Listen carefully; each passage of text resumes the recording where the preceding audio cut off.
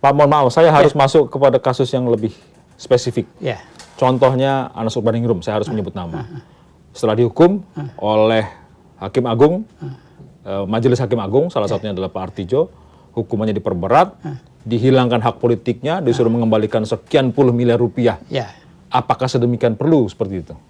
Ya, itu menurut Saya tidak mengatasnamakan Anas Urbaningrum, cuma ingin bertanya pada sebuah hal. Ya, itu saya kira kewenangan daripada majelis. Saya tidak menyebut satu kasus karena hakim itu tidak boleh mengomentari putusannya sendiri maupun putusan orang lain, tidak boleh. Itu anunya, kalau ada kasus yang ditingkatkan anunya begitu, itu mesti ada pertimbangannya, mesti panjang pertimbangannya. Legal reasoningnya itu mesti ada. Disitulah tentu para akademisi, para stakeholder pihak berkepentingan itu bisa melakukan eksaminasi terhadap putusan pengadilan itu, meneliti di mana atau adanya. Kalau sudah diputus itu sudah milik publik. Dalam menerapkan hukuman baik itu tambah salah, tambah hukuman tambah besar, ya, atau dihilangkan sama sekali bebas demi hukum misalkan. Ya. Apakah ada pijakannya? Karena saya tidak melihat ada sebuah pola dari penerapan kasus ini. Misalkan, saya harus menyebut nama, mohon maaf Pak Artijo. Ada Angelina Sondak, ada Anas Urbaningrum, ada Oce Kaligis, kemudian ada ibu yang mencuri nenek Rasmiah, gitu, dinyatakan bersalah, mencuri piring.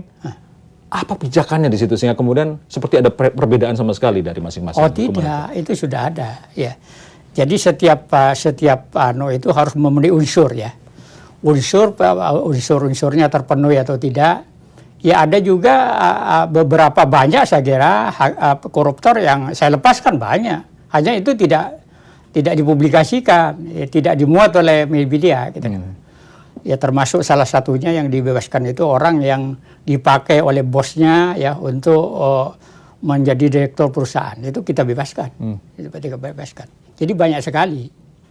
Jadi dengan demikian hakim ada meriksa berdasarkan fakta-fakta yang muncul di persidangan. Saksi ini mengatakan begini, saksi ini mengatakan begini. Itu ada saling berhubungan, tentu ada hubungan kausalitas dengan tindak pidananya, korupsinya itu.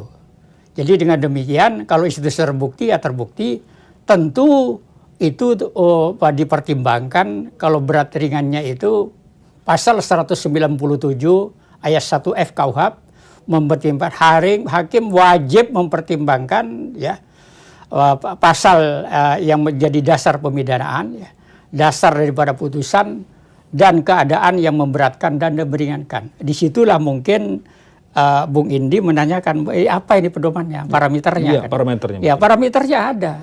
Itu adalah sifat berbahayanya di suatu perbuatan itu. Kata sifat berbahaya itu kan bisa